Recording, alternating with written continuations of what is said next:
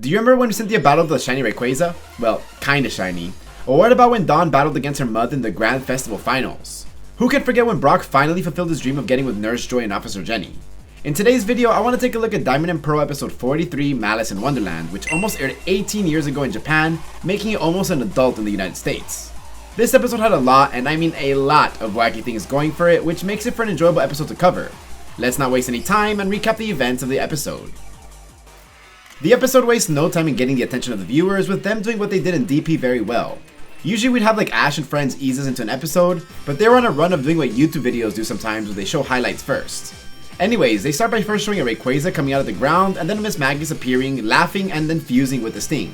It then starts off firing hyper beams at Ash and friends, and wait, why is Dawn dressed like that? I guess we'll have to stick around and find out. And then we see Pikachu, Croagunk, and Piplup Dynamax because I guess they predicted that early too. Oh, and they predicted raid battles because they were about to fight against the Miss Magquaza. That's what I'll be calling this thing going forward. We then cut to the intro and they did predict one more thing, and that's that you're going to subscribe to this channel if you haven't already. 95% of people watching this aren't subbed, and I'm so close to 50k. If you want to help your boy reach his ultimate dream of 100k, I'd highly appreciate you. I post daily Pokemon videos and Poke OTDs, so I got you with the value. Back to the episode, Dawn is looking for the Pokemon Center, but her eyes and delivery here are so off-putting. It fits perfectly with the episode. That Pokemon Center. Ash and friends are heading towards Hard Home City when they're lost in the woods. They stumble across a creepy gate, and in horror story fashion, it immediately starts raining and they have no choice but to head under it to avoid the rain. Brock is sure that there must be a Pokemon Center nearby when Ash decides to check the other side of the gate.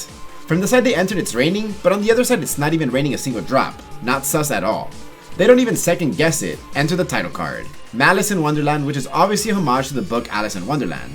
I always love it when they make episode titles a pun or references, so this one is definitely LUAPER approved. They begin walking through a field that's heavily fogged up with really tall grass when a horde of Crobats fly towards them. The heavy fog is a nice reference to the fog found in the Sinnoh region. In the distance, a Miss Maggie stares at our group, watching them very carefully. We then see a flash of purple light when the fog clears, and conveniently we get to see a Pokemon Center that they were all looking for appearing right in front of them. They go inside and stumble across Nurse Joy, who as per usual Brock goes straight into Riz mode. But this time it's different as Nurse Joy is ecstatic to meet Brock, which gets a great shock reaction from Ash, Dawn, and Pikachu. Brock then gets excited as this Nurse Joy says that she likes him, and then out of nowhere an Officer Jenny spawns and claims that she likes him too. They both profess their love to him and he thinks that he must be dreaming, so he asks Pikachu to hit him with Thunderbolt. Both of them are still there and catch him. The weird things don't stop there as Professor Oak and Johanna just happen to be at the Pokemon Center too, and they greet both Dawn and Ash. They both ask him to join in the Greatest Pokemon Trainer and Greatest Pokemon Coordinator playoffs and rush him off to get ready.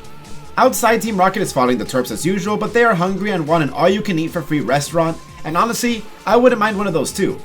Miss Magius is nearby, and then all of a sudden in front of them is exactly one of those. How convenient. Oak and Johanna lead the gang outside to the Great Coliseum, which is said to host the aforementioned tournament for both trainers and coordinators. They said it attracts these trainers when Brox hits us with a great line. Attracting the best trainers and coordinators in the world. I'm good at attracting too. They go inside and there's a Rayquaza fighting a Groudon, which gets frozen by an ice beam.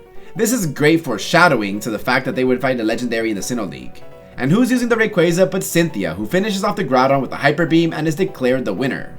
Oak tells Ash that Cynthia is going to be his opponent in the playoff, and he's qualified due to his past winning and record in other regions. Okay, well that makes sense. And then Johanna tells Dawn that she qualified for the same reason despite her starting her journey not that long ago.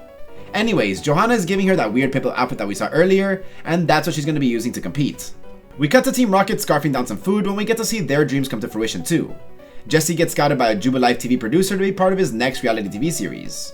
James has a wholesome one where he finds a Kanto Cola bottle cap, which is said to be only found in the remote areas in Kanto.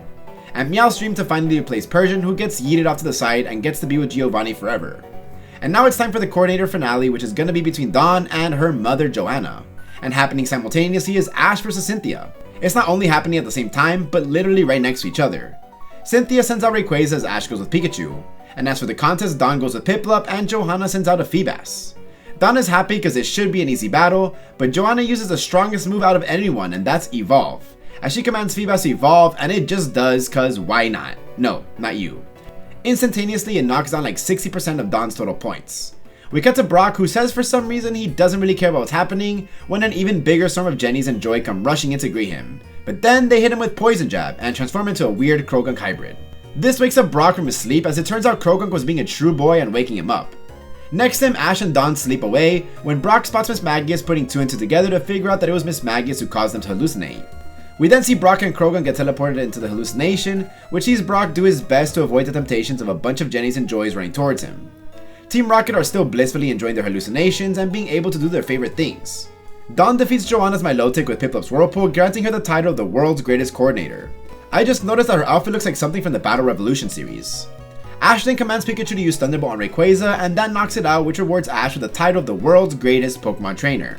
Their rewards for winning was a case of a bunch of badges and ribbons to commemorate their victory. A lot of the badges are old ones with some original ones sprinkled in there. Brock rushes in to warn Ash and Dawn that this is all just one big dream caused by Mismagius' Confuse Ray. Mismagius then reveals itself and takes away most of the hallucinations like Oak, Johanna, and the case that they had just won.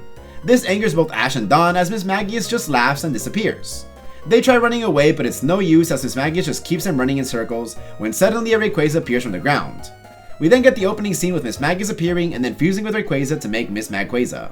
It fires off multiple hyper beams at the gang as they are doing their best to run away and think of ways to snap out of the illusion. All at once, Team Rocket's dreams get interrupted by one thing or the other, which causes them to run away from them and group up. At this moment, the Torps call out to them as they are running towards Team Rocket with Miss Magquaza hot on their tail. Miss Magquaza fires off a hyper beam, which causes them to blast off, landing in front of Groudon, which blasts them off, landing them in front of Milotic, who blasts them off this time for good. JK, they land in front of the Persian from earlier and they just keep getting knocked back and forth for a total of 8 times, which is actually the most blast-offs in a single episode for the Team Rocket trio. Congratulations! Ash, Dawn, and Brock are rushing towards the gate that they once passed through before this whole mess began, when Miss Magquaza doesn't want any of that to happen, so it blocks their path. They send out Piplup, Krogan, and Pikachu, who then fire off an attack, but it has no effect. They go for another set of attacks which still do nothing, and this time it counterattacks with a Hyper Beam on the gang and knocks them down. All of a sudden their Pokemon start Dynamaxing, and no, I'm not kidding. They all go for some crazy attacks like Volt Tackle with a long jump or a Peck with a Whirlpool spin, and this time their attacks connect, knocking out Mismagius. Badges and ribbons start falling from the sky for Dawn and Ash, and Jennies and Joy line up for Brock. These are gifts from Mismagius as a thanks for playing, but everyone turns it down as they want to earn these things with their own power and not just have it simply gifted to them. They run through the gate and wake up from their hallucinations with a Joy and a Pokemon Center.